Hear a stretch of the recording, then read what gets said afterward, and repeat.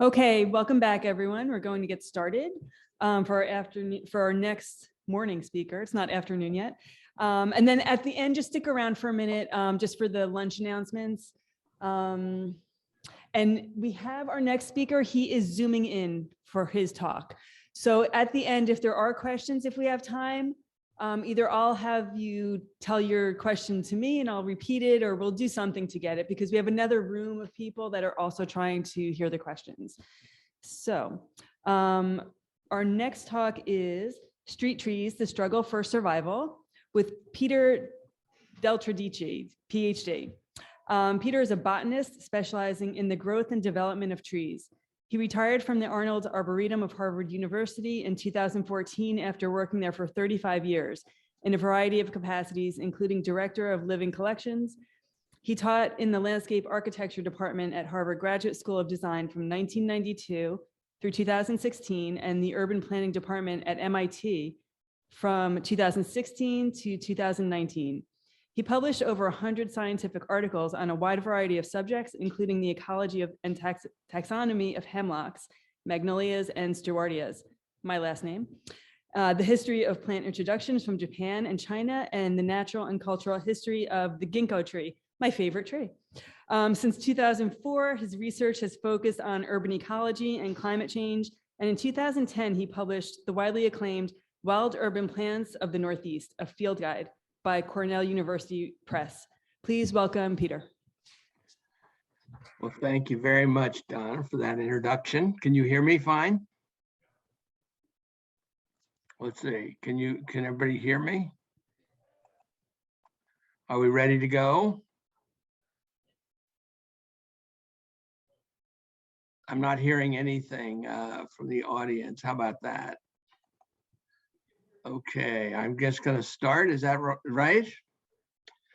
All right, I did change the title of my talk from the struggle for survival to something a little bit more appropriate for folks in New Jersey. I'm really sorry not to be there in person. I love these conferences, and for the chance to get to meet people, and also to actually learn from all of the work that you have done.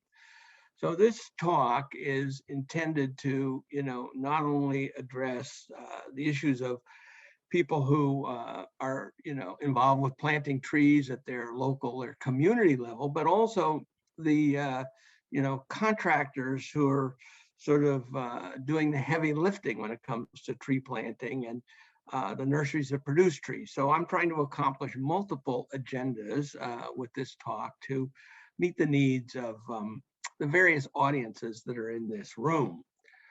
So my first slide, this is, of course, has very little to do with New Jersey. I took this in Northwest Connecticut. It's those are sugar maple trees, and of course, the old-fashioned way of extracting maple syrup with those cans that get emptied by by hand. They don't do that anymore. Of course, it's all vacuum tubes now.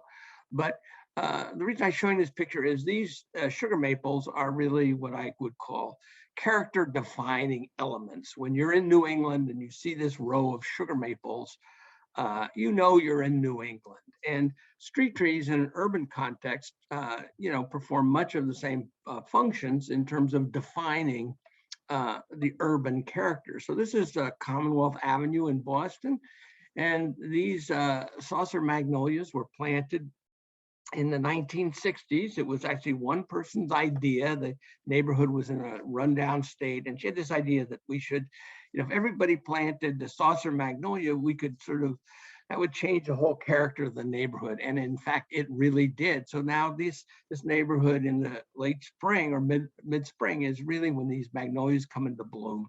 It's just sensational. And what's interesting about this is the character doesn't have to be necessarily defined by a native species. In this case, these hybrid magnolias defines the character of Commonwealth Avenue. Right in front of the Arnold Arboretum is a major thoroughfare called the Arborway, and was designed by Frederick Law Olmsted, and it's got a quadruple row of red oaks that really defines that roadway. planted in the 1890s, and it looks good at all times of the year. But what's really interesting to keep in mind is that when these trees were planted in the 1890s, this road was not paved, and they got established under a set of conditions that no longer exist. So when one of these trees dies and people attempt to replace it, they never survive. Because getting them established under the current conditions is very difficult compared to what it was in the 1890s. So these trees, to a certain extent, are an anachronism. They represent a different era. And it's really important to keep that in mind when you see a grand old street tree, that the conditions under which it was originally planted are radically different from the conditions under which it's currently surviving. Another character defining tree, certainly in Eastern North America, is the London plane tree. And there it is in Cambridge along Memorial Drive, and I guess another anachronistic planting. Every time we try to replace one of those, they never make it. And in New York City, it's one of the most common planted street trees. In fact, it is the symbol of the New York City Parks Department. So the plane tree really does, in fact, define the urban street tree world in New York City. And what's really interesting about it is that, the plane tree is a hybrid between the European species and a North American species. And, the North American species, Platanus occidentalis, gets really bad anthracnose, as many of you know, in the springtime, and loses its leaves, its first set of leaves, and has to produce a second set of leaves. So when it comes to performance as a street tree, the hybrid species is much better than our native plane tree. So again, this idea that native trees are going to perform better and are more adaptable than non-native species, that's when it comes to urban planting, that kind of generalization really doesn't apply. But there are some areas where the native species really are also character defining elements, such as this live oak in Tallahassee, Virginia here, but you see the same thing in New Orleans and a lot of the urban areas in the deep South. And, I love this picture of the cabbage palm in Charleston, South Carolina, and, very consciously chose to plant these as a street tree because, when you're heading down south in the wintertime and you get to Charleston, South Carolina, it tells you with these palm trees that you've arrived in the South and you don't have to go further into Florida. But so again, it's, the street tree tell you something about the area in which you live. Now, some more modern cities, in this case, Las Vegas, I took this picture about 20 years ago, but they were in the process as the city was rapidly expanding. They needed street trees to help define the character. And they chose the Canary Island date palm because, of course, it's very hardy in that area, and also it's relatively easy to transplant. So again, here they're setting it up to define the character of Las Vegas. And what's interesting is in different contexts, the same tree, works. So here it is on the left. Took that picture in China in 1989, if you can believe it. There was still when bicycles dominated the streets. Of course, that's a long gone.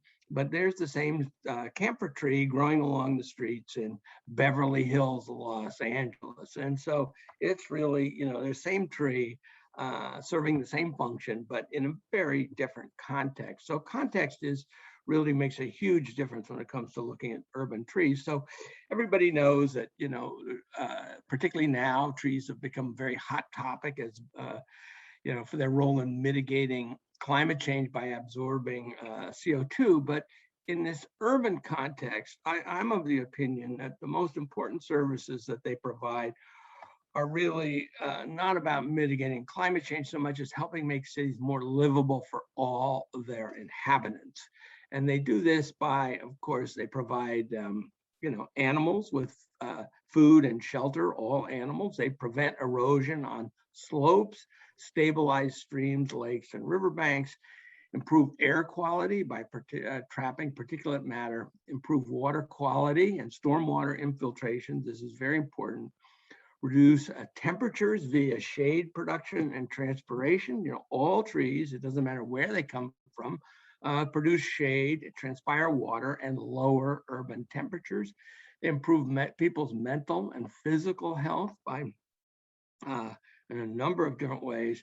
And of course, they improve urban aesthetics. And this is something that usually people don't talk about so much, but I think it's really an important aspect of it. And most of you know that neighborhoods that have healthy street tree populations, the housing values are increased by somewhere between 5 and 10% because of the aesthetic values provided by the trees. So what's often though not talked about is the fact that urban trees can also provide what are called disservices.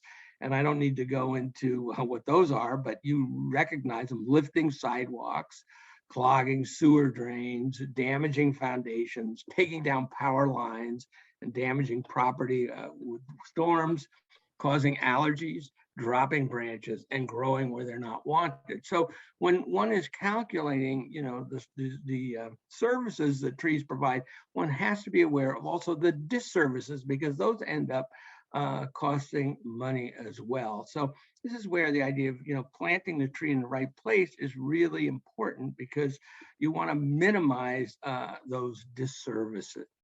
Now, what makes a good street tree is a really important question. And I thought I'd throw in some slides of some trees that you may or may not be familiar with, but if you've been to California, the Chinese banyan, Ficus retusa, this is growing as a wild plant. You take one look at that, and say, oh my God, that would never make a good street tree. But in the 50s and 60s, it's well adapted to the climate of Southern California and grows very rapidly. So it was widely planted. And in fact, it forms these amazing tall hedges that you see all throughout Southern California. It's actually incredible what they've done to that Chinese banyan. Another example is, as you know, I've done some work with the ginkgo tree over the course of my career. I've spent the last 30 years studying the ginkgo tree. This is the largest ginkgo in China. And the central portion of it is long gone, but these sprouts from the base have continued the legacy. And it's native only to China, but it's grown throughout Asia. And this is a famous street in Japan leading up to the art museum. And in the fall, they have an amazing, right about at this time of year, early November, they have a festival celebrating the turning colors of the leaves of the ginkgo trees. And people look at that slide and they say, well, is that the natural shape of the ginkgo? And the answer is no. They're just like all the trees in Japan. They're carefully pruned. And I love this picture. I took it in the city of Kagoshima, and that's pruning a street tree, by hand, using hand tools. So, when it comes to caring about their trees, the Japanese, there's nobody who does a better job than Japan. It's, imagine if we saw that in New York City, hand pruning a street tree. It would be, I'd have an accident if I saw that on the street. And of course, the ginkgo is incredibly well at home in New York City. It's one of the most common and becoming even more common as a street tree in New York. And it in many ways defines a lot of the streets, particularly in the southern half of the city. And it's amazing how well they do. And it's actually one of the big mysteries of the people who research street trees is, why is it that with all that paving and everything, the street trees in New York City look pretty healthy, and they grow slowly, but they seem to hang on. And one of the reasons, of course, is that it's a good selection of trees, and selecting trees that are able to tolerate those urban conditions is a good part of the reason they do so well. The bald cypress is another tree you'd never expect would do well in an urban context. But in point of fact, when you go to Asia, it's widely planted, and particularly in areas where the soils are a little wet, it does extremely well. This landscape planting in Tokyo caught my attention. And of course, if you drive along the New Jersey Turnpike, which I'm sure most of you do at least once a day, I was amazed to sort of see that, the taxodium is not uncommon and was planted, 20 or 30 years ago, and it's doing really well in those wet soils along the New Jersey Turnpike. So you'd never expect taxodium to do well in that environment, but in fact, with climate change and it's the right type of soil, the taxodium is one of those species that I believe should be much more widely planted in those wetland areas in New Jersey that are getting wetter with climate change.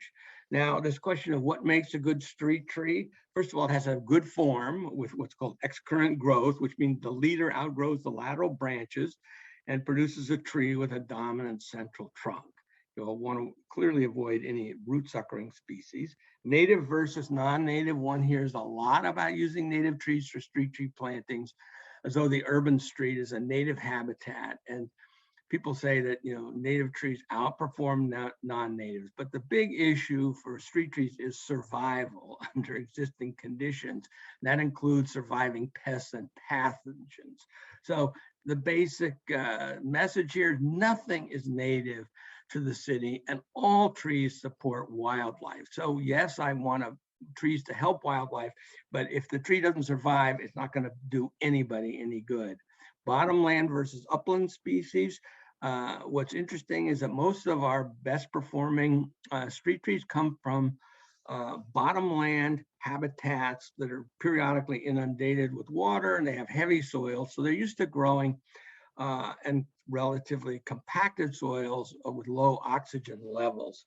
So, examples of, good street trees or trees that perform well in urban conditions that come from bottomland habitats: silver maple, river birch, green ash, honey locusts, sweet gum, pin oak, willow oak, bald cypress, and of course the American elm. So upland species like the sugar maples, the birches, the beech, the American beech, they don't do well in the urban environment because it's just too hot, and they're adapted to soils with high organic matter content, much higher than we have in our urban cities. And of course, hybrid trees typically outperform either their parents in what are called novel ecosystems, such as urban streets.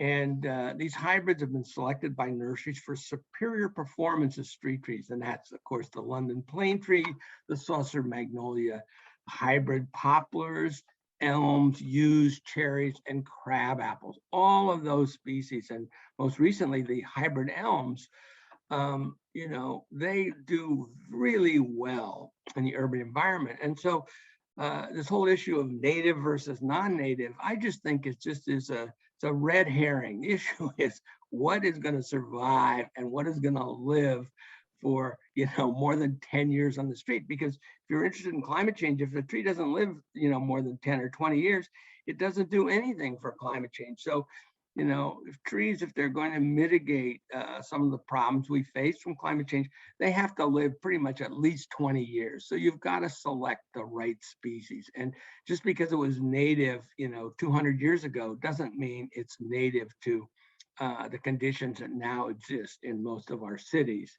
And if you look at sort of the history of street trees, going back, it's sort of a new idea dating back to the early 1800s. And many of the older European cities, of course, there's no room for street trees. They didn't want nature in their cities. They wanted their cities to be, free of nature. Nature was what existed outside the city, not in the city. And, this overview of Florence, Italy, you don't see a whole lot of street trees in there just because there's just basically no room for them. And I love this picture, along the Seine in Paris.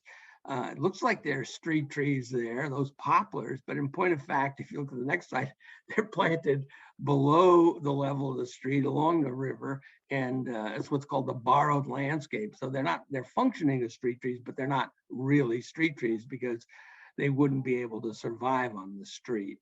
And I took this picture in Spain, and this gives you some idea of the way things used to be in the Mediterranean climate, where it doesn't rain in the summer, at the trees need water. They've planted these trees along these ditches that they divert the water from the nearby Tahoe River and flood those ditches once a month with water and let them percolate down. They do deep watering once a month, and this is how they grow all their street trees, which is the way it used to be back in the old days. You don't see that very often anymore. And even in older American cities, many of the neighborhoods, particularly in the older parts of town, or in those parts of town with, have a lot of tenements in them, or had a lot of tenements in the early 1900s, they just were trying to put in as many people as possible and really didn't want to leave room for planting any streets. So, how do you put street trees in, Chinatown, for example, or East Boston? There's just no way to retrofit those neighborhoods to get more streets. And looking at this old map of Boston Common, you could see right in the middle that there was one tree there, an American elm, and the rest of it was used for pasturage.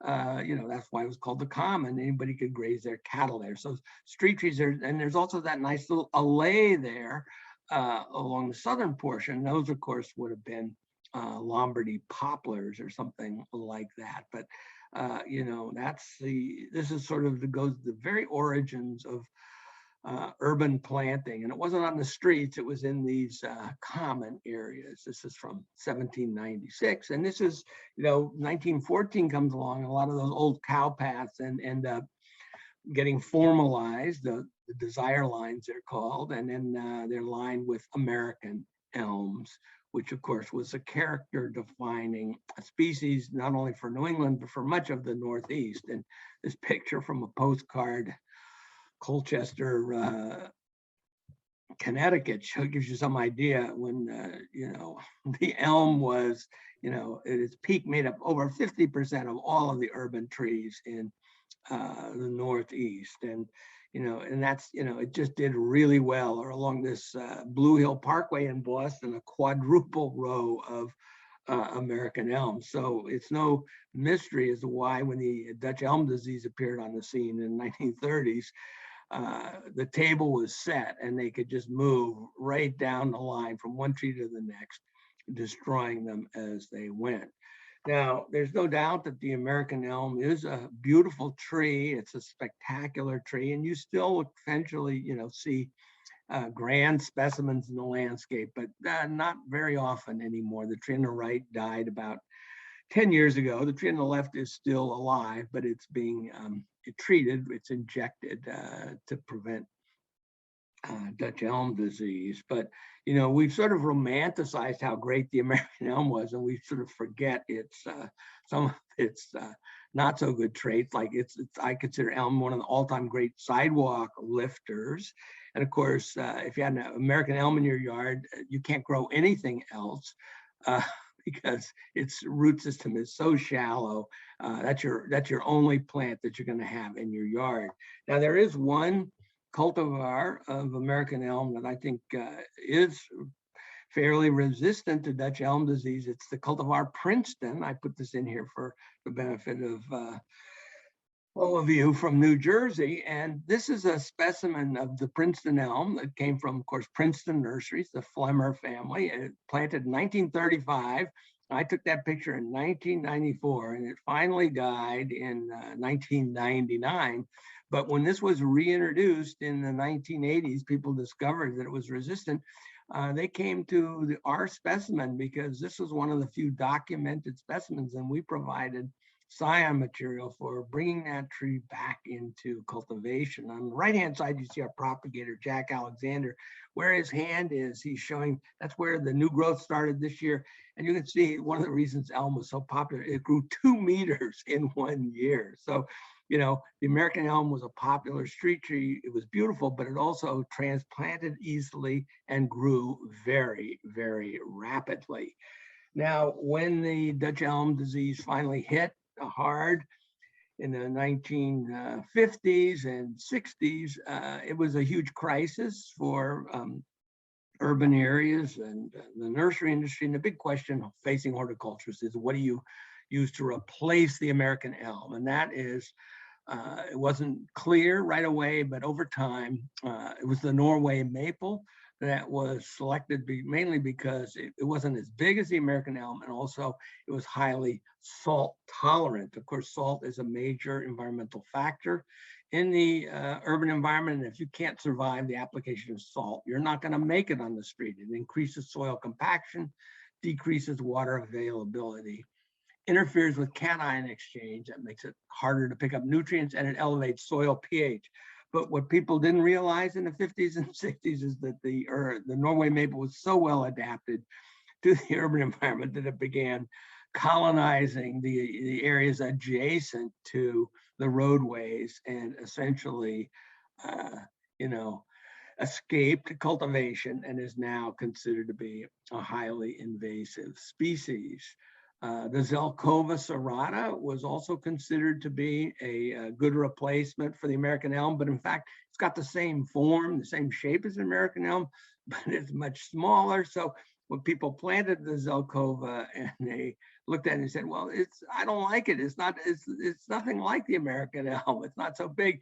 So it sort of began condemning the Zelkova tree because for what it wasn't, because it's not as big as the American elm. But in point of fact, it's a great street tree, and it should be planted in its own right, not because it's as a substitute for the American elm, because it's not really good at that. And of course, beginning in the 1960s and then really accelerating in the 70s and 80s, the Bradford pear was the tree of choice for urban planting. And we all know the story of the Bradford pear. They did great for about 10 or 20 years, and then their structural issues became apparent, and that was a big issue. And of course, in the Mid-Atlantic region and also in throughout New Jersey, in the 1990s, people began noticing that the pear tree was escaping cultivation and began appearing along the edges of our woodlands. And it's now, persona non grata. Nobody likes the Callery pear. It's just a very aggressive species, and it really doesn't hold up that well in the urban landscape. So, its reign seems to be waning. Thank God. But when you plant these trees, you think it's wonderful, and then 30 years later, after you've planted, 100 million of them, then you begin to realize what the problems are associated with that species. Now, in Harvard Yard, where I've done a fair amount of work over the course of my career at the Arboretum, replacing the American elms that dominated the landscape there, was an ongoing issue. And the decision that we made, which was a good one, was not to replace it with any one species, but a collection of different species. So we used honey locust, yellow woods, various oaks, and red maples. And I think that's really the key thing here, is that, modern street tree planting is all about diversity. It's no longer being dependent. So, I took this picture at Mount Auburn Cemetery, enough already with the Norway maples. When you look across the landscape and how many of them there are, it's a disaster that's unfolding now. So it's really, what we need on our city streets is a diversity of well-adapted species that includes both native and non-native species. That's, one of my main take-home lessons for this lecture. And the other thing, of course, is that not all trees are appropriate for life on the street. On the left, you see that banyan, the fig that I showed you earlier. It does really well, but talk about lifting the sidewalk, it's kind of amazing. And on the right, those are the Mexican fan palms. Those were all planted that are now iconic for Los Angeles. In the 1930s, when they were holding the Olympics there, they wanted to, do street tree plantings that would be, character defining element, and they succeeded. But now those trees have reached the end of their lifespan. And when it sheds one of those leaves, and each leaf weighs about 5 pounds, it drops a leaf. If your car is underneath there and it hits a leaf, that's a big problem. So those Mexican fan palms, as well as the Chinese banyan, both of them have been banned as street trees in Los Angeles. So they had a good run, but nothing lasts forever. This is a big example of what that Chinese banyan can do. Can you imagine having to deal with that on your streets. And, you know, some trees, it's just, they grow quickly, but they're just too big for the street. This is a carob tree in Los Angeles. And, you know, talk about a tripping hazard.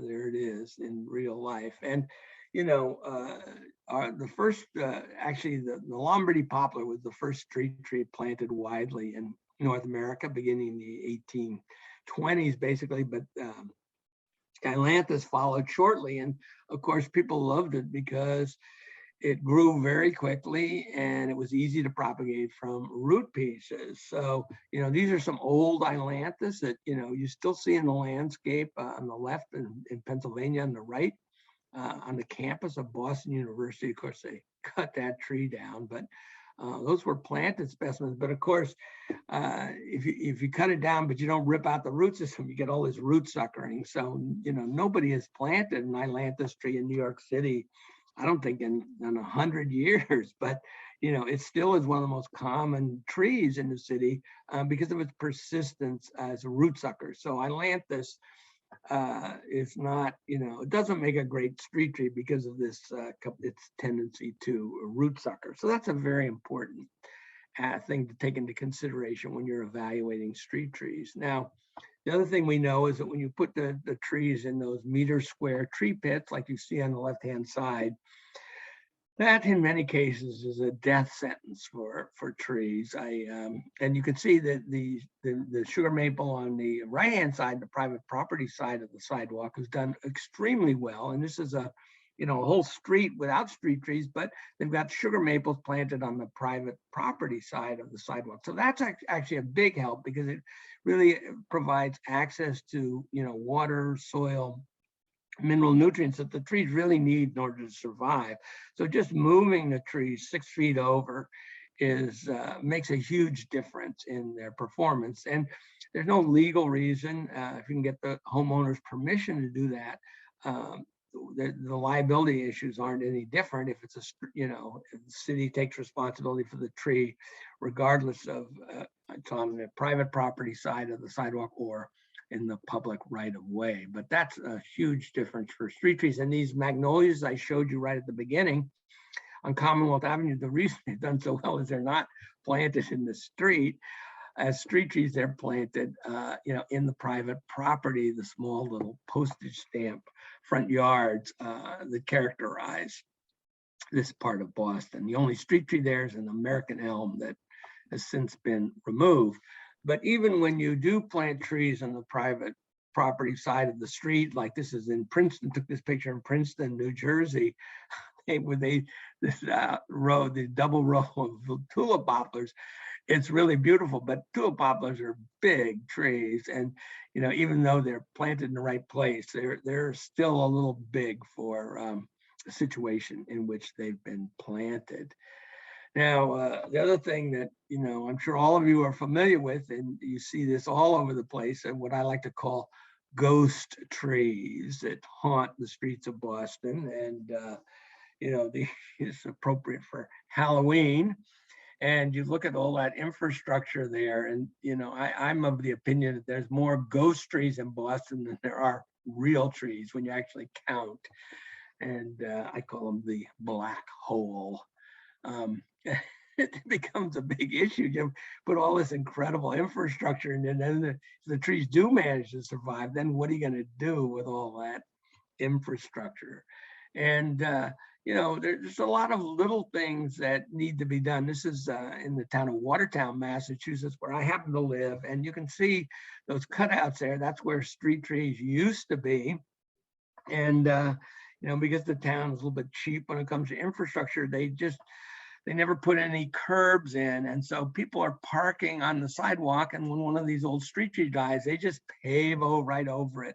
So putting street trees back on these streets is really a difficult process. And so, you know, we're losing trees much more rapidly than we're planting new ones because nobody wants to invest in, you know, what it would take to bring these trees back so that the street trees would survive. So, you know, one of the main functions of curbs is to keep cars off the sidewalk and create a safe space for the planting of trees. And without curbs, the trees really don't have much of a chance. And you can see this also in nearby town, Belmont. And, as long as there were no curbs there, there's just no way those trees are going to survive. But when they redid the street, they put that curb in, they connected the tree pits, and it's now a wonderful area for street trees. But they had to invest in they make the tree planting part of the infrastructure, not just digging a meter square hole and planting a tree in it, because that doesn't work. And we know that. I used to tell my students at the graduate school of design, if I ever hear that you worked on a job and you spec'd out planting a tree in a meter square tree pit, that I would, hunt you down and I would change your grade, because that's a death sentence for most trees. So connecting the tree pits is perhaps the simplest thing one can do to make the urban environment good for tree planting. On the left, I don't remember where I took that picture, but on the right, I took that picture in Seoul, Korea. And that is really, that's a very tough environment, but by using porous paving and connecting that whole planting strip, making that all one big soil bed, the trees have done extremely well. And, if you do connect up the tree pits and you give the trees some soil volume, this is a planting of ginkgos, you can get away with murder. I mean, when I first saw this planting, I couldn't believe how densely they were packed in there, but there's been very little mortality over the 20 years that I've been watching this planting. And it's really all about the soil volume that they've given. So this is, an homestead planting near the gate of the Arboretum. And, that planting strip is 15 feet wide. So, they recognize the trees need, real estate. And this is one of the big problems. Everybody wants to max out the footprint of the building to go right to the edge. They're not giving the trees the kind of soil volume that they need to survive. So these red oaks are, 150 years old. You can see they've been buried over time, but they've got enough soil volume that they're able to sort of survive that. But when they die, getting trees reestablished there is a little bit of a chore. Or this parkway, this is close to 30 feet across, and those pin oaks have done fabulously with very little maintenance because, they've got enough room to really grow and to survive over the long haul. These were planted in the 1950s and, 70 years old now and going strong. And if we need, everybody's in agreement that, if you want to use trees for climate mitigation, they have to survive. The bigger the tree, the greater the mitigation. So we need big trees. And the only way to get big trees is to give them adequate soil volume.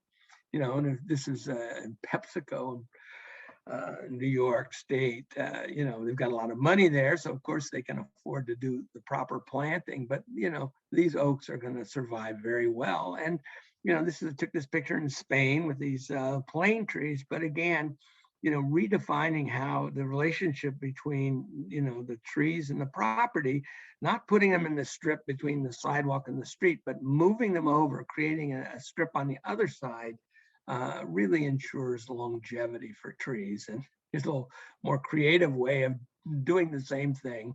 I took this picture in Raleigh, North Carolina. So, from a design perspective, there's lots of ways to sort of solve this problem, particularly when you're doing a new development. And that's the really frustrating thing is when you see streetscapes being designed from the get-go, from the beginning, they're starting over, they oftentimes still don't do it right. They're still putting the trees in the meter square tree pits and not really giving them the space that they require. The other strategy is, of course, the raised planters. And this is really good from the point of view of the tree, because if there's road salt used, it keeps the road salt out of the soil. It keeps the pedestrian traffic off the soil. It minimizes compaction.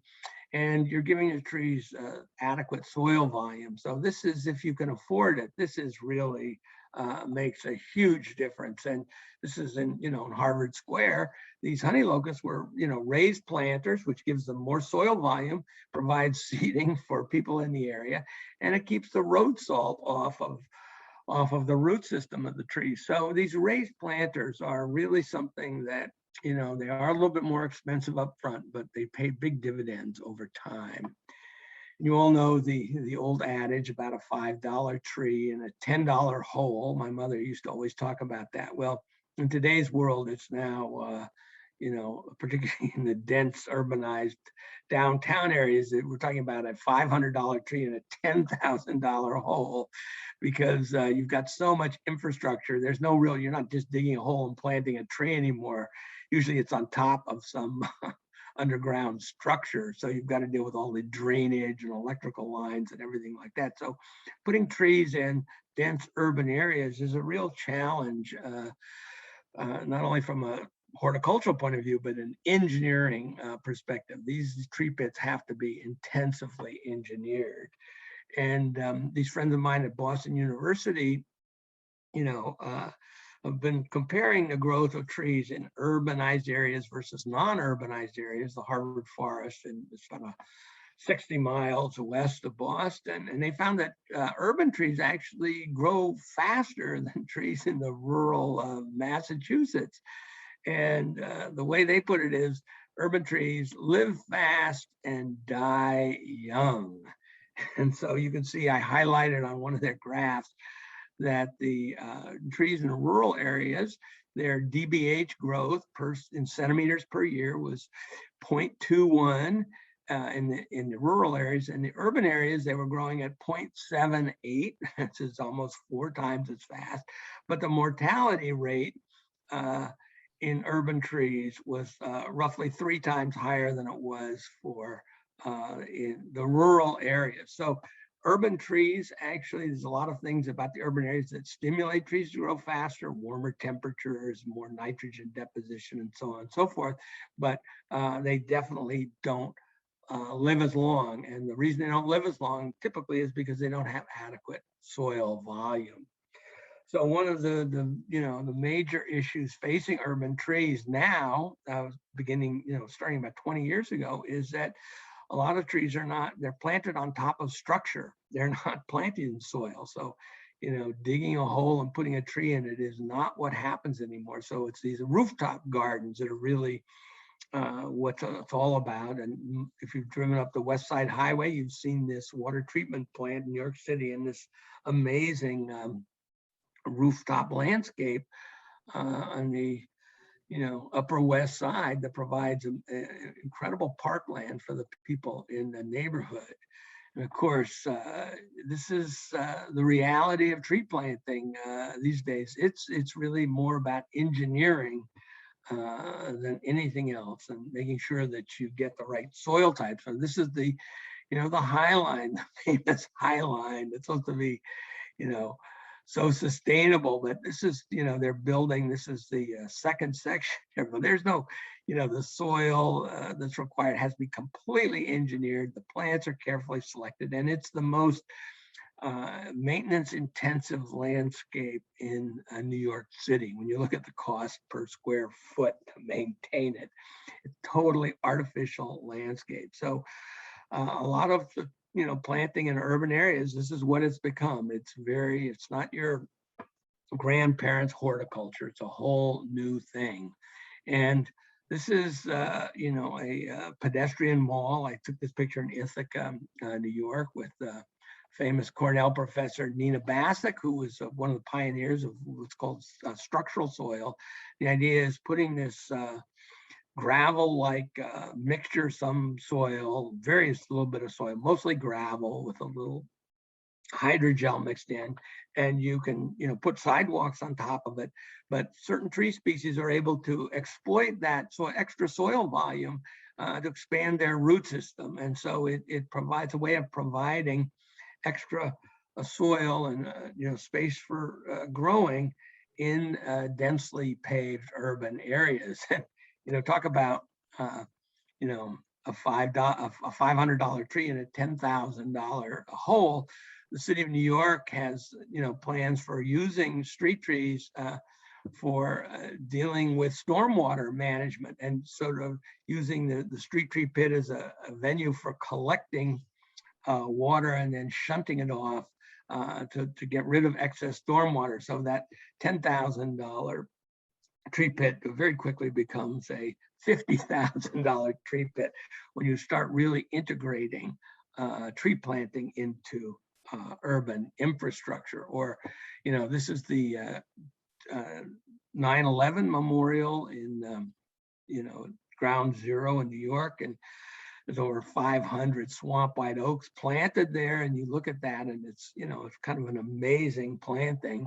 But the infrastructure that's underneath each one of those trees is that planting costs millions upon millions of dollars for irrigation and allowing the dealing with the throngs of people that visit. So this is tree planting as really urban infrastructure. So giving trees this adequate soil volume is a key to their longevity in urban areas. This is often a problem because most developers want to give as little land as possible to the trees.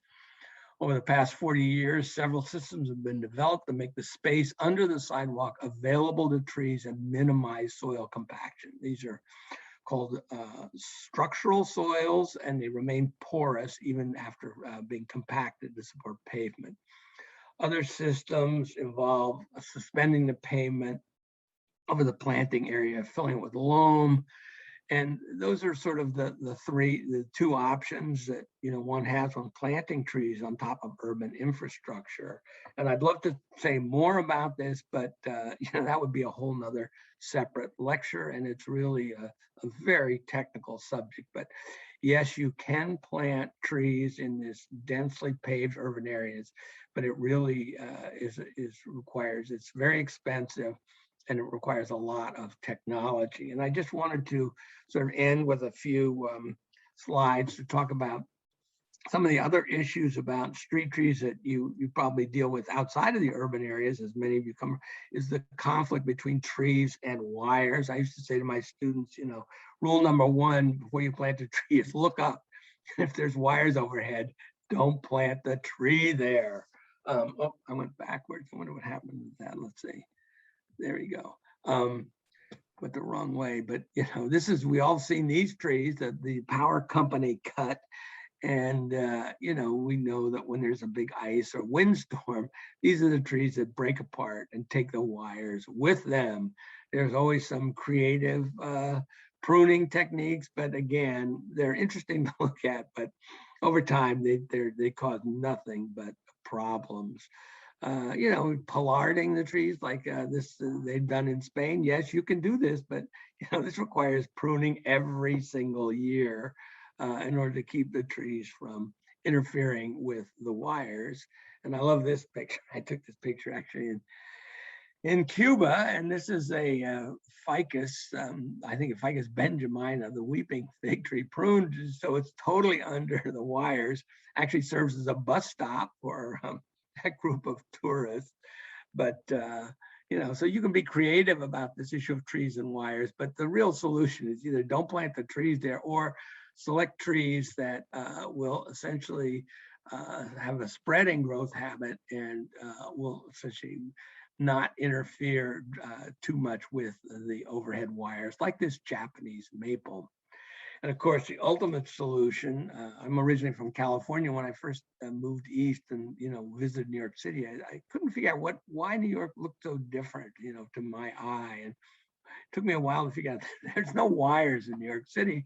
And of course, that's one of the reasons why the street trees in New York look so incredible and perform so well, is they're never dealing with this issue of overhead wires that so many of our towns and cities have to deal with. And it really makes a huge difference in terms of the longevity of our street trees. And I put these in here just to, give you something to think about. This is the official New York City street tree planting guides from 1916. And so on the left, you see, this is, what you got for $10 per tree, a single tree planted in a pit with a stake to protect it. This is what you got for $20 per tree. You got basically brick pavers on it to keep soil compaction down. Imagine $20 a tree. And then for 50 to, what's that say, $60 a tree. You've got an iron grate and a tree guard to boot. Can you imagine that? $50 to $60 a tree.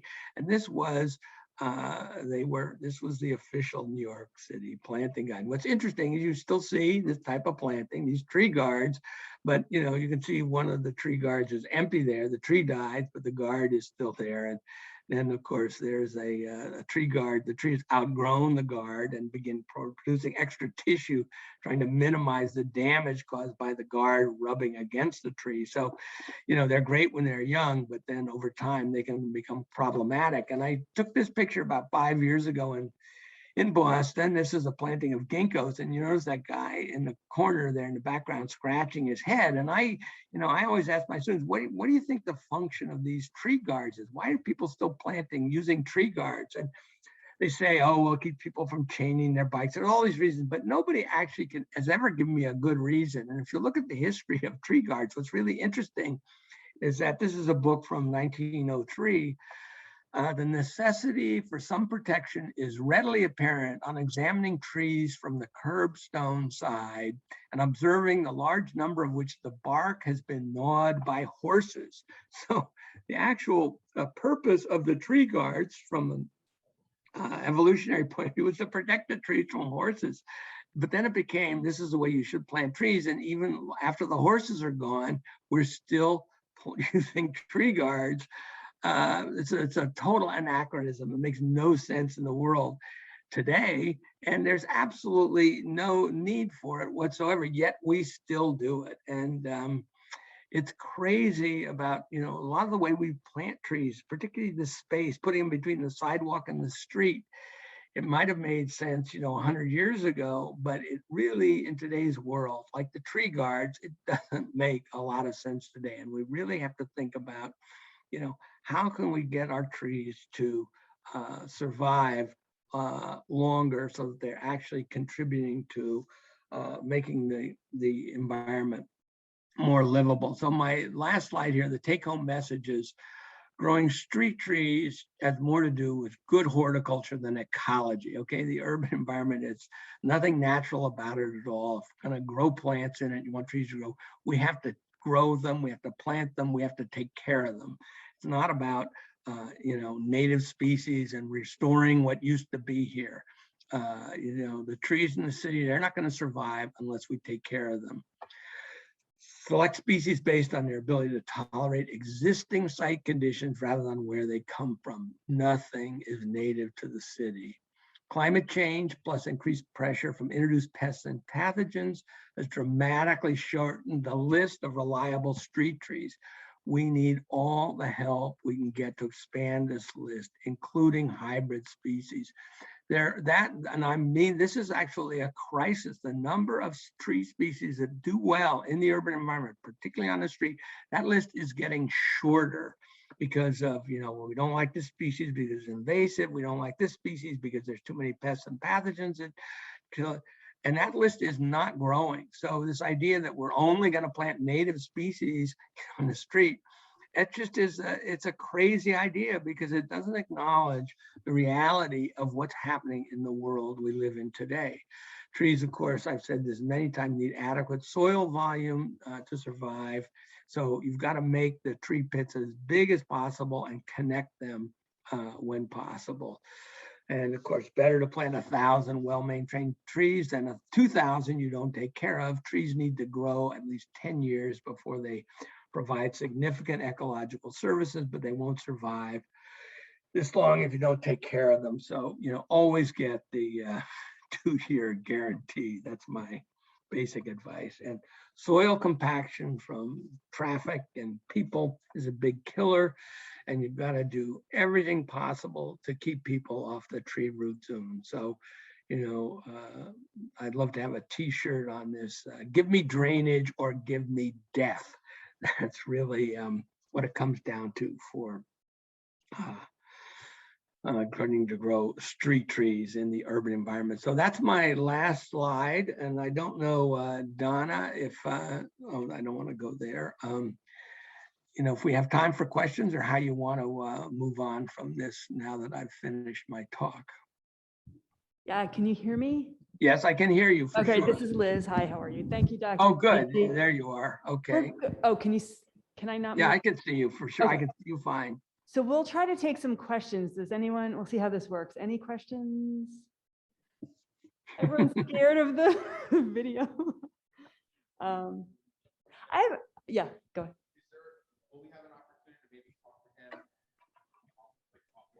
Is there an opportunity to speak with you offline?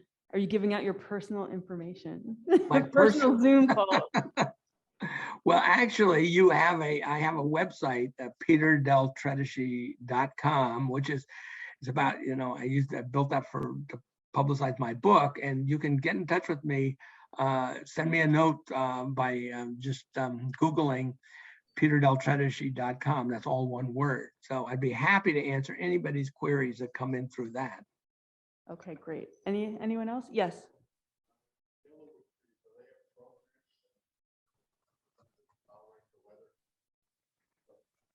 Are yellow wood trees appropriate for southern New Jersey? Yes, they do. They would do very well. They're low branch though, so they don't do well as a street tree, but they actually do well as a park tree. And and I put together a short list, and I did it after I was supposed to send in my handouts for this lecture, and I will send that list. It's like 6 trees in each category: small trees, medium-sized trees, and large trees. And these are trees that I think would, they're some of my favorites. They don't have a lot of problems, and they would do really well. And one of the things horticulturists love to make lists, but often those lists are way too long. So I narrowed it down to 6 or 7 trees in each of these categories. So I will send that to Donna, and maybe she can figure out a way to get that to you. But I'd be happy to share that with you. And I'm just sorry I wasn't able to put it in my packet. Sure, we can get that out to everyone. Okay, I'll send that then. Okay. Any other questions? Yes.